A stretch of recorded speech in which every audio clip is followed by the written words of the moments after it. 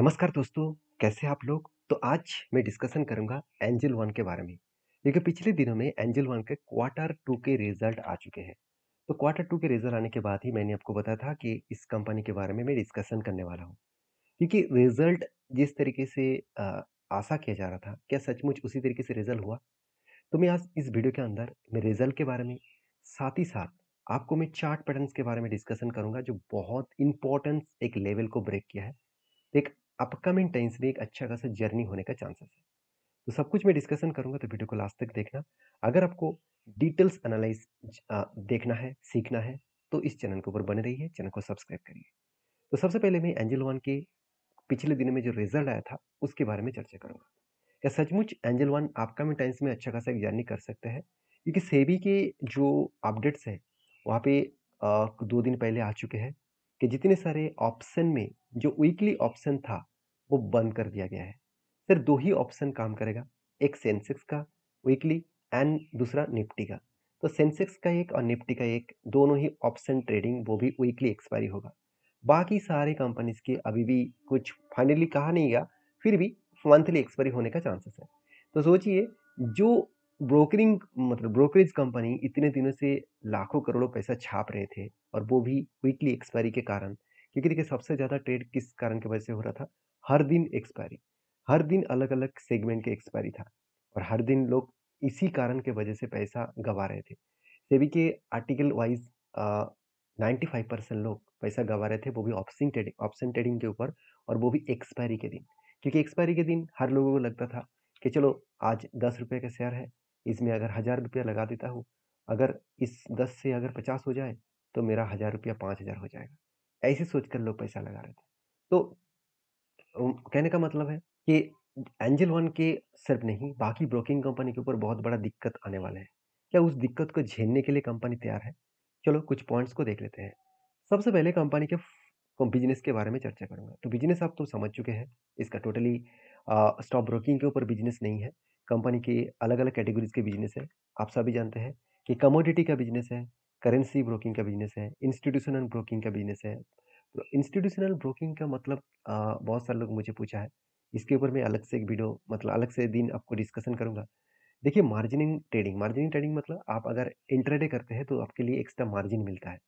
अगर आपने 1 लाख रुपया लेके आए तो अगर कंपनी मान के चलिए 4 टाइम्स आपको लिमिट दे रहा है, तो आपके 1 लाख रुपया हो जाएगा 4 लाख। तो ये जो एक्स्ट्रा आपको 4 टाइम्स आपको मार्जिन दिया, उसको भी प्रोवाइड कंपनी करते हैं। साथ ही साथ डिपॉजिटरी सर्विसेज़ भी है। साथ ही साथ डायरेक्ट म्यूचुअल फंड के ऊपर भी कंपनी निवेश कराते हैं। एनबीएफसी भी है, एक नॉन बैंकिंग फाइनेंशियल कंपनी भी है। तो अलग-अलग कैटेगरीज़ के ऊपर कंपनी काम कर रहा है। तो जो लोग सोच रहे हैं कि अगर ब्रोकिंग का बिज़नेस कल थोड़ा-सा दब गया, अगर लोग ट्रेडिंग करना कम कर दिए, तो इतने दिनों से जो कंपनी फ़ायदा कमा रहे थे, तो वो तो कम हो जाएगा? ऐसे बिल्कुल नहीं। कंपनी अलग सेगमेंट के ऊपर भी काम कर रहा है, तो उसको सीधा-सीधा वहाँ पे फ़ायदा मिलेगा। तो अभी चलो मेन मुद्दे पे चले आते हैं कि सबसे पहले मैं आपको बताऊँगा कंपनी का क्वार्टरली रिज़ल्ट। तो आप देख सकते हैं कंपनी का क्वार्टरली रिज़ल्ट जो है वो फाइनली सितंबर क्वार्टर मतलब क्वार्टर 2 का रिज़ल्ट आ चुके हैं। फाइनेंशियल ईयर 2024 से लेकर 2025। ये जो फाइनेंशियल ईयर है उसका क्वार्टर 2 का रिज़ल्ट यहाँ पे आ चुके हैं। उसका रिज़ल्ट देखिए, कंपनी 1500 करोड़ के आस-पास टोटल सेल किया। जो पिछले क्वार्टर्स में था 1400 करोड़ और पिछले सालों में था 1000 करोड़। तो अच्छा खासा एक सेल्स कंपनी इंक्रीज़ की है। अभी एक्सपेंस के मामले में पिछले क्वार्टर की तुलना से इस बार एक्सपेंस बहुत कम हो गया। उसके चलते कंपनी का ऑपरेटिंग प्रॉफिट मार्जिन बढ़ गया।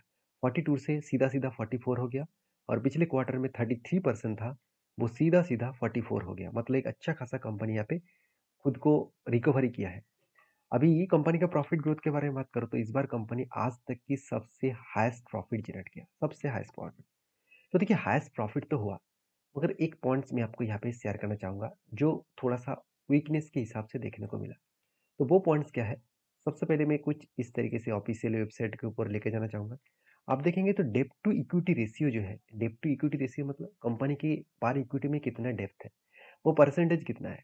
देखिए पिछली बार था, पिछले क्वार्टर्स में था 0.83 टाइम्स के आसपास और इस बार कितना है 0.59 के आसपास। अच्छी बात है, डेप्थ ऑफ इक्विटी रेशियो जितना कम होगा उतना ही कंपनी की खासियत रहेगा। तो कंपनी के ऊपर एक पॉइंट्स यहाँ पे मुझे वीकनेस लगा, वो है अर्निंग पर शेयर। तो अर्निंग पर शेयर बेसिकली देखा जाए तो पिछली बार 134 रुपीज़ के आसपास अर्निंग पर शेयर था। इस बार 79 रुपीज़ के आसपास अर्निंग पर शेयर हुआ है। यहाँ पे थोड़ा-सा यहाँ पे दिक्कत पॉइंट देखने को मिला।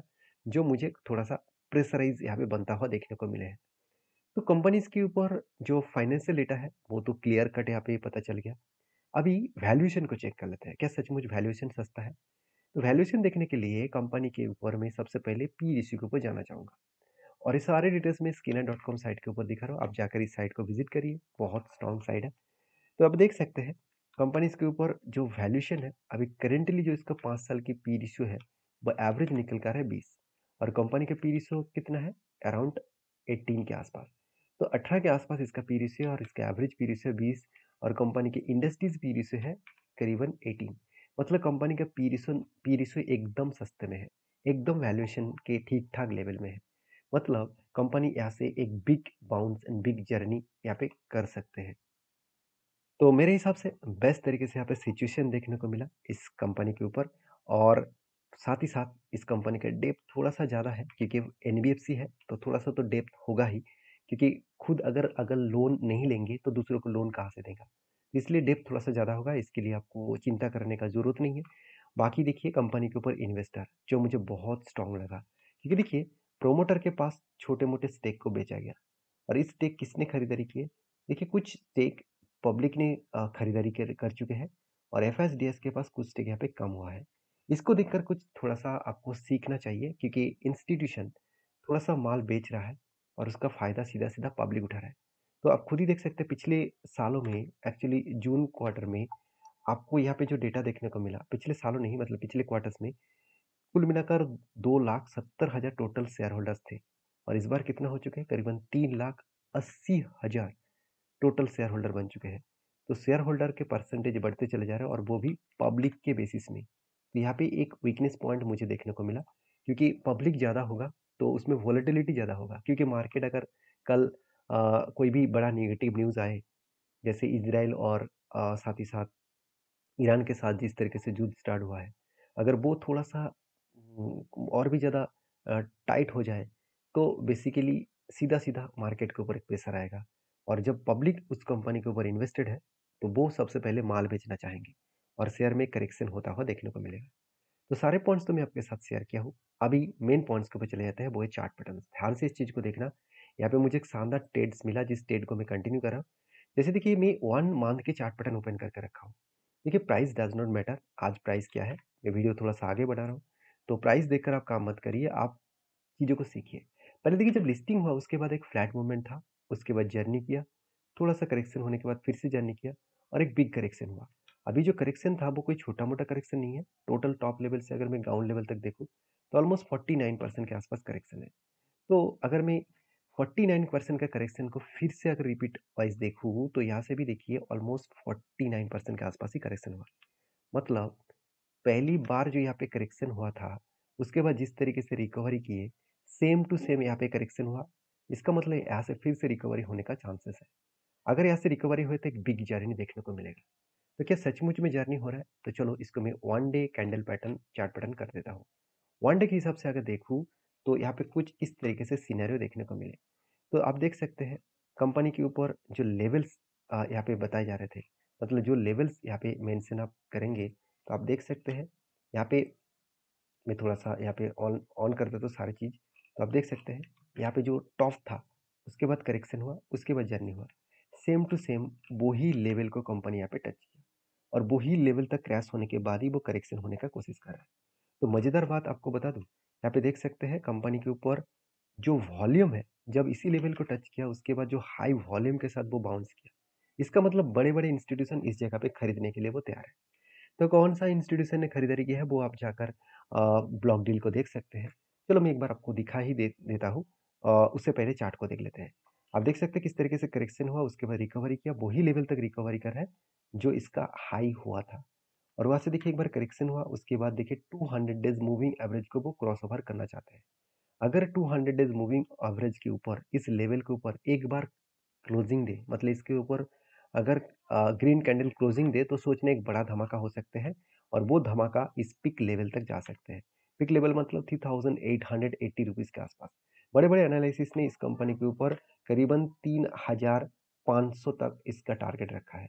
तो देखिए मैं इस कंपनी के ऊपर बुलिश हूँ और मुझे लगता है यहाँ पे एक यू टर्न लेकर कंपनी बाउंस बैक करेगा, क्योंकि पहले भी हिस्ट्री रिपीट कर चुके हैं। 49% करेक्शन हुआ था, उसके बाद फिर से जंप किया और इस बार भी 49% के आसपास करेक्शन हुआ, फिर से एक बार जंप होने का चांसेस है। तो ये मेरा टोटली व्यू है। आपका क्या व्यू है जरूर कमेंट्स करना, क्योंकि मेरे पॉइंट ऑफ व्यू से सारी चीज आपके साथ शेयर किया हूँ। यहाँ पे मैं कोई आपको बाय सेल का रिकमेंडेशन नहीं कर रहा हूँ। कोई भी कंपनी के ऊपर अगर आपको सारे डिटेल्स एज एजुकेशन पर्पस में आप पाना चाहते हैं, तो आप मेरे चैनल को सब्सक्राइब कर सकते हैं और वीडियो अच्छा लगे तो प्लीज एक लाइक जरूर कर दीजिएगा। मिलते हैं नेक्स्ट वीडियो में, तब तक के लिए धन्यवाद।